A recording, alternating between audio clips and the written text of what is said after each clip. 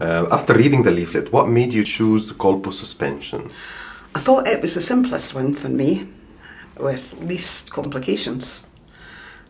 That's how I understood it. I mean, I might have been completely wrong.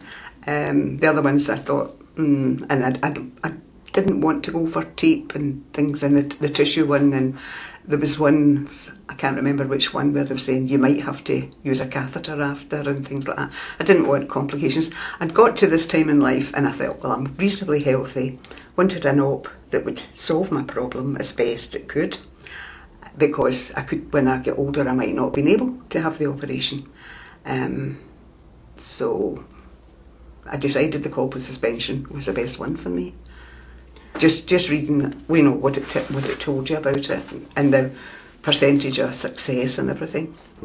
The day of the operation was fine. I was back up in the ward, had my lunch, and everything seemed okay. To stay in bed the first, 24 hours till the next morning. That was fine. Got up and was fine. Managed into the toilet, wearing a pad just in case there was any bleeding, but I never had any bleeding or anything like that. It was almost a week, I think it was a day off a week. Got home on the Wednesday and I had the family stay with me. My sisters and my daughters, they took turns.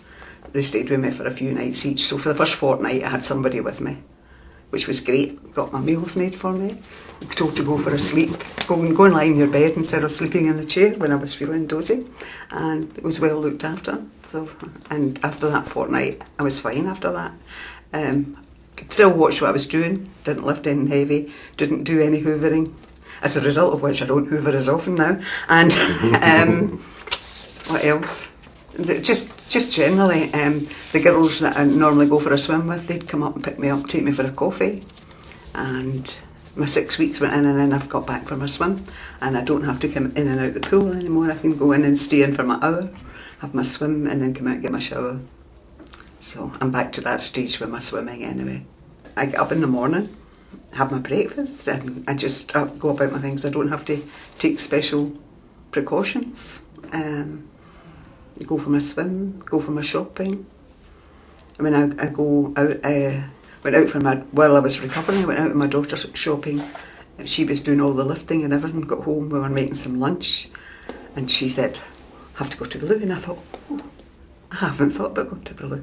She went to the loo before me, which was, I mean, normally I never went anywhere without knowing where the nearest loo was, and I always knew where it was, always needed it. So that's great. I don't have to do that. I can go shopping without having to find a toilet. I can go up to town, spend a day with my sisters. It's lovely.